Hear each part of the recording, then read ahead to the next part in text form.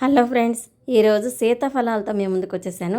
మాకు తెలిసిన వాళ్ళు ఇలా పచ్చి సీతాఫలాలు తీసుకొచ్చి ఇచ్చారు. చాలా తెచ్చారు. ఏం చేయాలో అర్థం కాలేదు. సరే అని చెప్పి ఆలోచిస్తూ ఉండగా మా వదిన చెప్పారు, ఒక టిప్ చెప్పారనమాట. చాలా బాగా యూజ్ అయింది నాకైతే. మరి నేను అది మీకు షేర్ చేద్దామనేసి ఈ వీడియో తీశాను. ఇలా మొత్తం అన్నీ 2 గిన్నెల్లో పెట్టేసేసాను. ఇలా 2 గిన్నెల్లో పెట్టేసేసి ఒక టవల్ కానీ ఏదైనా క్లాత్ కానీ మనం దీన్ని కవర్ చేసేసి పెట్టేయాలి. మొన్నసారి ఇలాగే తీసుకొచ్చినప్పుడు నేను బియ్యం డబ్బాలో వేసి చూశాను. కాయలు నల్లగా అయిపోయినాయి, సరిగా పండలేదు. కాయలన్నీ వేస్ట్ అయిపోయినాయి.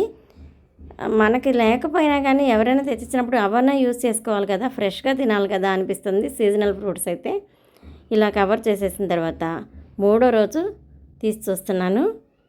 చూసారా ఎంత ఫ్రెష్గా పెట్టానో, సేమ్ అంతే ఫ్రెష్గా ఉన్నాయి. ఏమాత్రం నల్లగా అవ్వలేదు, చక్కగా పండినాయి.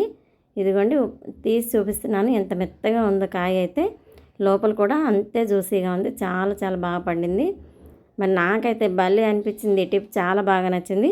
మరి మీలో ఎంతమందికి ఈ టిప్ నచ్చిందో నాకు కామెంట్ సెక్షన్లో కామెంట్ చేయండి. మరి నా వీడియో నచ్చితే లైక్ చేయండి, షేర్ చేయండి, సబ్స్క్రైబ్ చేసుకోండి ఫ్రెండ్స్.